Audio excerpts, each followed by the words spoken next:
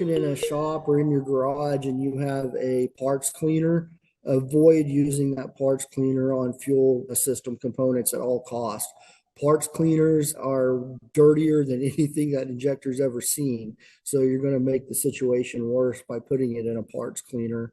A soft brush and maybe some diesel fuel. You can try a little bit of carb cleaner if there's heavy carbon buildup, but avoid using anything abrasive, especially on the tip of the injector, like a wire brush. A wire brush would cause, again, more damage than having a little bit of carbon buildup on the injector would.